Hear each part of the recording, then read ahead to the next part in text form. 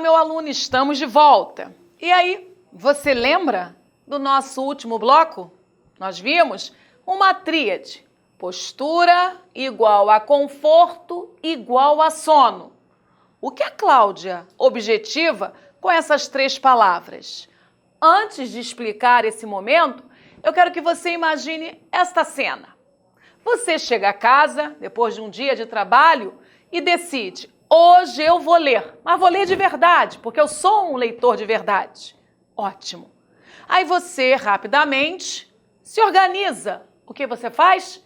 Você toma um banho, você janta ou lancha, você prepara o seu material do dia seguinte, quiçá separa a roupa que você vai usar no dia seguinte, visualiza o sofá mais confortável, ou olha para sua cama muito confortável e decide escolher dois lugares. Decide pela cama. E aí vai para a cama com o tal livro, O Eleito, para aquela noite. Começa o ato de ler. Ao abrir a primeira lauda, abre o livro, encontra a sua lauda, começa a leitura. E você está lendo. Passou pelo primeiro parágrafo, chegou ao segundo parágrafo, mas não percebeu quando parou, porque no meio do caminho você dormiu. Você não entende o porquê de ter dormido. Você não sabe nem quando você dormiu, em qual linha dessa história maravilhosa você se ausentou. E você sabe por quê? Não é nada de magia. Não há feitiçaria, há algo físico. Você decide ler indo para um ambiente que manda para o seu HD informação de que é hora de dormir. O cérebro é uma máquina perfeita e muitas das vezes autônomo. Imagine o cérebro dialogando com o subconsciente. Epa, o meu dono foi para a cama. Cama é lugar de dormir. O meu dono quer dormir. Então eu vou alegrar o meu dono. Vou mandar sono para ele. É, meu aluno, é exatamente assim. Você manda comandos equivocados para o cérebro e depois quer lutar contra um tsunami. Se o cérebro entender que você quer dormir, ele vai liberar o sono e o sono é um tsunami. Quando ele chega, ele chega parando. Aí você, eu não quero dormir, eu quero ler mais uma lauda. Eu não quero dormir, quero ler mais um parágrafo. Não adianta. A sua condição para ler com comprometimento já foi para o espaço. Por quê? Porque postura associada a conforto gera sono. O melhor ambiente para se ler não é a cama, como também não é aquele sofá confortável. O sofá confortável vai ser um aconchego e vai provocar também o sono. Não procure o conforto, procure o correto. Uma mesa, uma cadeira, uma boa iluminação, todos que favoreçam a prática de leitura, para que você não termine assim, dormindo sobre os livros. Perceba que o ato de dormir é o ato de abandonar o compromisso. Isso é possível? Sim, o cansaço. Por mais que vocês encontrem numa mesa ideal, com uma cadeira ideal, com a iluminação ideal, ainda há outras variáveis. O cansaço é uma luta física. Não adianta você querer ler com qualidade se o corpo, se a alma estão estafados. Por isso, crie o ambiente favorável para não dormir. E aí, não adianta chegar com esta desculpa. Cláudia, o livro é o meu melhor sonífero. Você concorda com isto? Há pessoas que falam, quando vem a insônia, fácil, eu abro um livro porque aí vem o sono. Meu aluno, isso não é nada bonito. Isso não é nada legal. Alguma coisa está errada. Não pegue o livro ou um texto para provocar sono porque você está acostumando mal o seu cérebro. quando você precisar ler com comprometimento, buscando conhecimento, meu aluno, você já vai ter viciado o seu cérebro no dormir. Ler, sinônimo de dormir. A leitura só é sonífero para o pseudo-leitor, porque o leitor de verdade não consegue se ausentar da narrativa. Um leitor comprometido, envolvido com a trama, envolvido com a tese, discutindo com o texto, meu aluno, difícil é retirar o livro desse ser. Quantas vezes flagrei-me lendo um livro, tendo de dormir, pois teria que trabalhar na manhã seguinte, e eu não queria parar de ler porque eu estava curiosa com o final, com o desfecho. Essa leitura é viciante e essa leitura não convida a dormir, pelo contrário, não queremos dormir, não queremos à noite, queremos ler até o final da obra. Ok? Então, nada do livro ser um sonífero. Leitura não é passiva. O ato de ler é um ato tão dinâmico, tão estafante, que há leituras que sugam a sua energia. Cláudia, não sugou nada. Então você não leu de verdade. Porque qualquer leitura qualificada vai sugar a sua energia, meu amigo. Porque é um processo dialogal intenso. Você tem de estar discutindo com a produção por que dessa palavra e não daquela? Por que dessa pontuação e não aquela? Por que o tamanho desse período e não mais conciso? Esse ato de questionar é este ato que vai levá-lo a dominar o material. Não dialogar? Deixar o texto mandar? Não funciona. Muito bem. Procedimento metodológico obrigatório. A partir de agora, obrigatório. Então vamos nós. Leitura rápida não ajuda. Pare com essa mania de leitura dinâmica. Já escutei pessoas falarem que cursos de leituras dinâmicas ajudam na capacidade crítica do ser. Não ajudam. Não adianta. Isso é fórmula. Se existisse uma fórmula para capacitar o homem a ler sempre criticamente, eu compraria o estoque. Não é assim. A capacidade de leitura crítica é uma construção, é vivência, é conhecimento de mundo, é entregar-se para a dor e para a festa. Não é num curso de leitura dinâmica que você aprenderá a ser um leitor de verdade. Primeiro, que tudo que é feito na pressa perde-se qualidade de análise. E eu não estou numa corrida maratona, não estou maratona, eu estou leitora. E aí, meu aluno, eu vou para um outro exemplo. Imagine esta cena. Você numa estrada maravilhosa, um tapete, algo que não existe no Brasil. Uma maravilhosa estrada, uma máquina possante. Você está com a chave com um carro maravilhoso, um carro que voa, legal? Muito bem, você é convidado a desenvolver um percurso, a seguir um percurso, mas um percurso lindo. De um lado, um mar aberto e do outro, serra, uma paisagem singular. Ok, você entra nesse carro e vai vivenciar essa experiência. E você corre, corre muito. Ao chegar lá no ponto final, há uma pessoa para te receber. E a primeira pergunta que ela faz é a seguinte: e aí, gostou da paisagem? Que paisagem? Você não viu o mar aberto? O pôr do sol, o caminho de ouro que o sol fez sobre as águas? Não. Você não viu as serras com árvores maravilhosas, com vegetação atípica? Não. Então sua viagem não valeu a pena, porque você não viajou só pela estrada. Você foi convidado a analisar o contexto. caramba, eu corri tanto que eu não consegui aproveitar a cena. É exatamente assim que acontece com você quando ler na velocidade da luz. Leitura crítica não é feita na velocidade da luz. Nós precisamos degustar palavras, expressões, orações, intenções.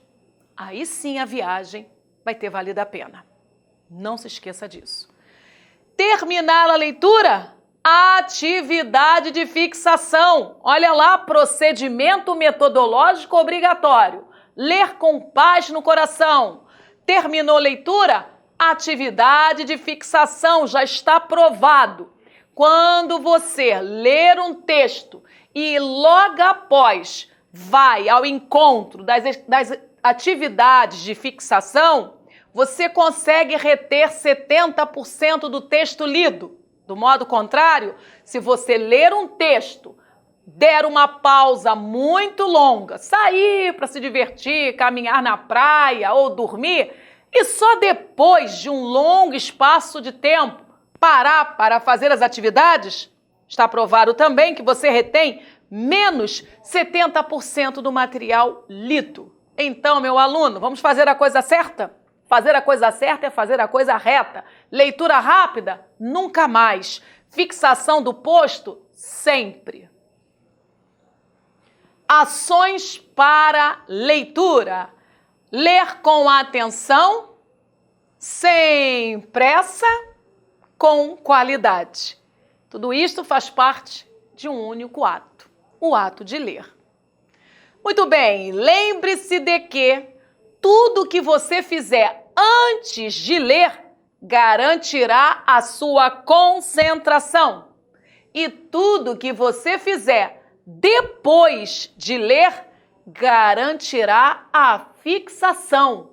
Candidato, você precisa dos dois lados dessa moeda. Tudo que você fizer antes do ato de leitura ajudará em quê? Na concentração, né?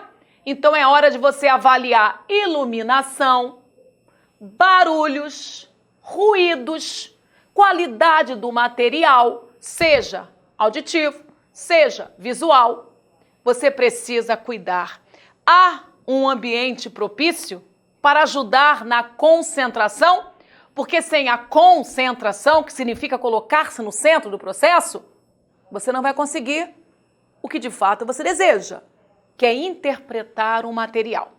Agora não para aí. Não adianta você criar todo um jogo de cena favorável, mas ler sem o compromisso de mnemônico, um processo mnemônico em ação. Você precisa fixar o que você acabou de adquirir. E aí, meu aluno, são os exercícios de fixação que surgem para reafirmar o adquirido. Exercícios, quanto mais você fizer, melhor você estará. Ao momento que a base teórica não importa mais, porque ela já está decorada, já está dominada, já está solidificada. Mas, mesmo assim, o candidato continua errando. Por quê, Cláudia? Eu sou capaz de explicar uma gramática toda, é verdade? E por que você continua errando em alguns enunciados? Falta o quê? Malícia para inferir as pegadinhas elaboradas pelos professores. Então, pare com a base teórica quando essa já estiver confortável. E aí, olha, ganhe o mundo do concurso através das questões. As questões, essas sim, vão despertar em você um lado de malícia, um lado de detetive. Algumas perguntas importantes no ato de ler. Quando você está com um texto na sua frente, é muito importante que você desafie esse texto antes desse texto desafiar você. Então já leia questionando. Isso. Do que se trata o texto? Não dá para começar uma leitura sem essa célebre pergunta. Do que se trata o texto? O que é importante saber desse material? Será que tudo é relevante? Será que tudo é importante? Ou será que existem alguns contextos, alguns recortes secundários? Quem está envolvido na história? Se é uma história, quais são os personagens? Quais são os protagonistas, os antagonistas, os coadjuvantes? Quem está na trama? Quando aconteceu, meu aluno, tem de haver uma marcação temporal? Se existia marcação temporal, essa não é irrelevante, pelo contrário, é relevante. Basta você entender que se há personagens, esses personagens desenvolvem ações e essas ações acontecem em um determinado tempo, mas acontecem também em um determinado espaço. Por isso que onde aconteceu? Há textos que apresentam o locativo e esse lugar faz toda a diferença, porque se há um movimento de massa acontecendo no Brasil, é muito importante que quando a mídia narrar esse movimento, que delimite o espaço, porque existem movimentos sociais acontecendo no mundo. É na Inglaterra, é nos Estados Unidos, não é no Brasil. Isso faz toda a diferença, porque há questões nas provas cobrando exatamente esse deítico, esse espaço. Como aconteceu? Estou lendo um texto, seja dissertativo, narrativo, descritivo, não interessa. Eu preciso lançar essas perguntas para que eu mesma busque as respostas. Como aconteceu? Eu estou preocupada com o processo? Por que aconteceu? Estou preocupada com a causa. Qual é a conclusão do autor? Que pode ser diferente da sua. Então, uma coisa é o texto direcionar você para a conclusão do mentor, do dono do texto. E outra, bem diferente, é você, como coautor, chegar e tirar as suas próprias conclusões. E aí, qual é a minha conclusão? Agora sou eu, como principal dessa história. Eu concordo? Eu discordo? Eu concordo, mas discordo, dependendo da leitura? Então, meu aluno, essa conclusão faz toda a diferença. Quem é o autor? Também é importante. Quando você ler um parecer, o parecer vale muito pelo peso da assinatura. Quem é o parecerista? É no momento que o nome do parecerista é anunciado que você tem a justa medida. É um especialista? Não é especialista? Interfere? Não interfere? É voz de autoridade? Não é voz de autoridade? Isso faz com que você seja mais agressivo ou menos. Se eu estou lendo um poema e não sei a autoria, eu jogo a qualidade desse texto para o universo. Mas se eu estou lendo um poema e vejo que quem assina esse é Vinícius de Moraes, eu já faço uma leitura canalizada para o mundo Vinícius de Moraes. Claro que eu vou ganhar mais pontos na hora de responder perguntas sobre esse texto, porque eu conheço a alma do autor do texto, eu conheço mais do que o posto na superfície. Eu conheço o mentor do produto. Erros capitais na interpretação? Precisamos falar sobre esses sempre, meu aluno. São 3. Ou o meu candidato erra por extrapolação, ou redução, ou contradição. Sempre reitero que dos 3, o pior é o erro por contradição. Eu não quero você errando por extrapolação, muito menos redução, mas por contradição não há chance. Você não será salvo. Errar por extrapolação, você pisa no território textual, só que você extrapola. Errar por redução, você pisa no território textual, mas você reduciona. Você não protege toda a história, você não protege toda a fundamentação, mas você não está perdido na sua totalidade. Contradição, meu aluno, você está frito. Porque se o texto fala de paz mundial, você jura que ele fala de guerra. E aí, sem chances. É fuga total. Fuga total é 0. Ok? fizemos o quê, meu aluno? Fizemos a chamada base textual. Essa base textual traz o meu candidato para o mundo das palavras. É muito importante, porque há momentos que o meu aluno entra em conexão com a estrutura da língua portuguesa. Falar em estrutura, eu sei, é falar do mundo cartesiano, de um território árido, seco, mas que é muito importante para você entender agora esse mundo mágico, o mundo da interpretação, o mundo da compreensão e, em específico, o mundo das figuras de linguagem. Não adianta ganhar interpretação sem domínio estrutural, é folclore, é bobagem. Se você não souber o que é um adjetivo, se você não souber o que é um substantivo, desculpa-me, você não saberá a diferença entre jovem mulher, mulher jovem. E aí, meu aluno, compromete ou não compromete a interpretação textual? O que significa carro, 00 carro, novo carro, carro novo? O que significa a mudança, professora? Claro que há. Mas isso tudo você ganha na caminhada. O caminho está por ser feito ainda.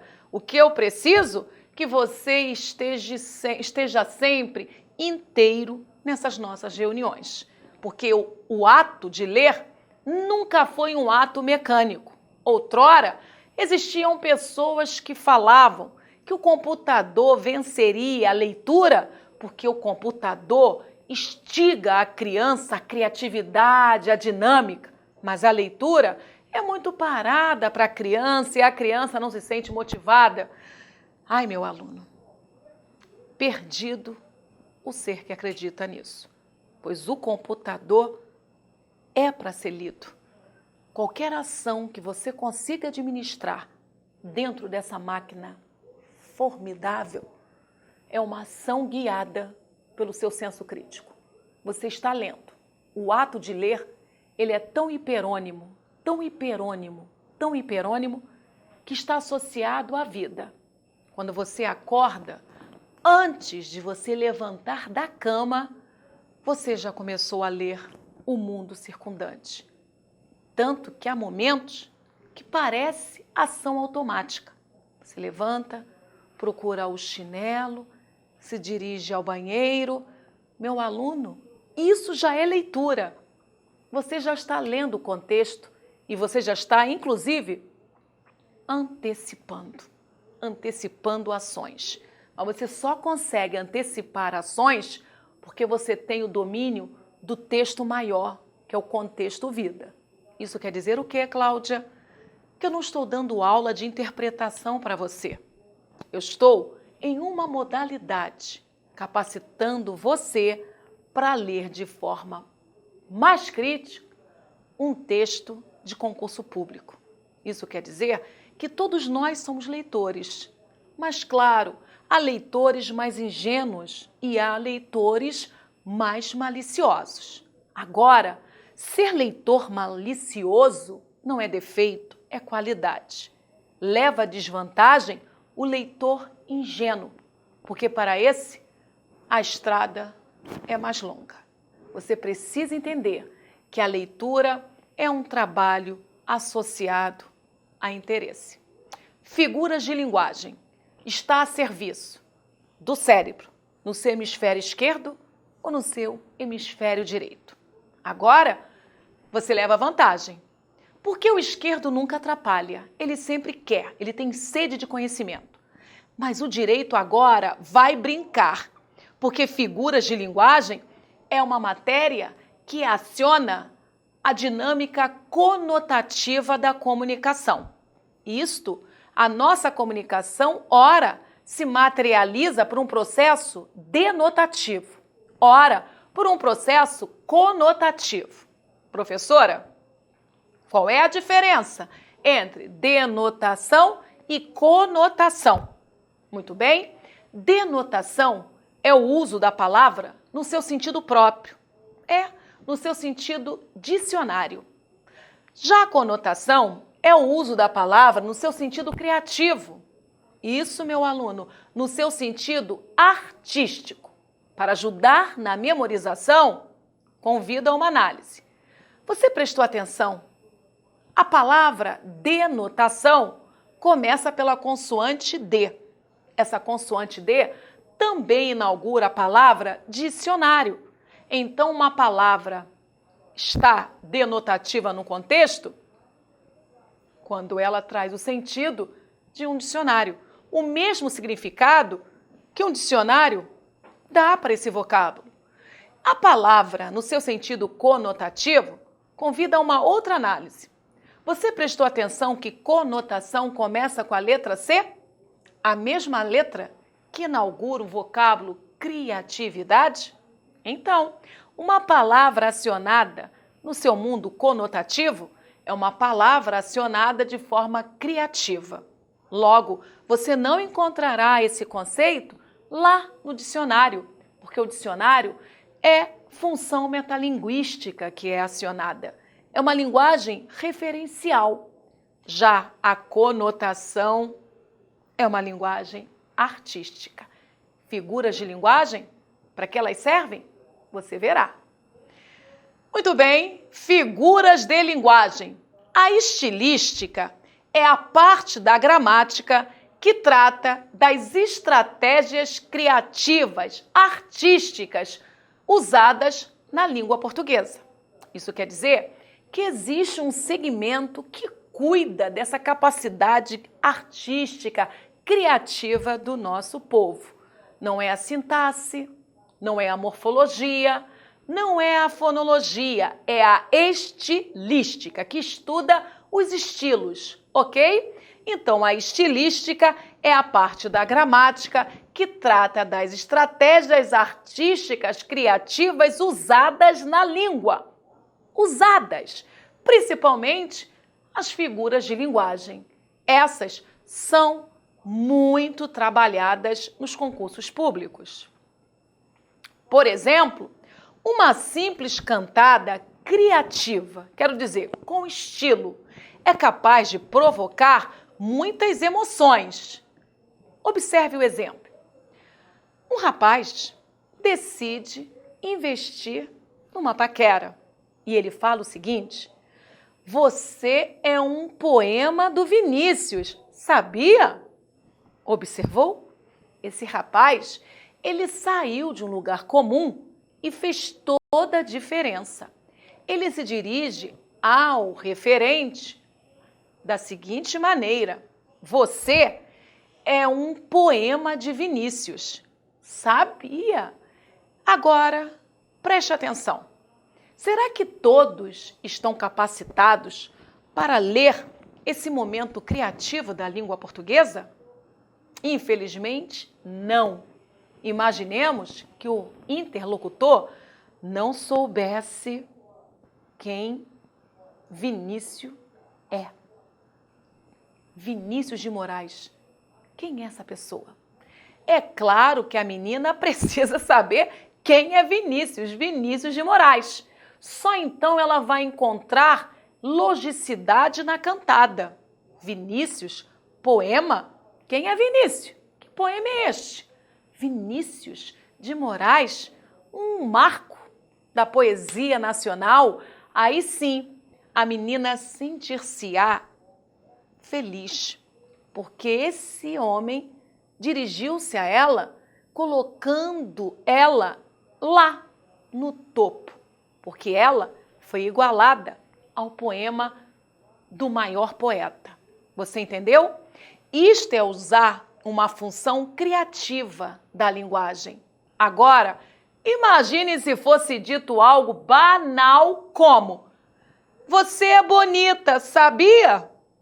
Ok, obrigada. Você viu? Qualquer um diz isso, não é verdade? Que graça isso tem? Então, meu aluno, a vida ela é feita de dois momentos. Um preto e branco e o outro colorido.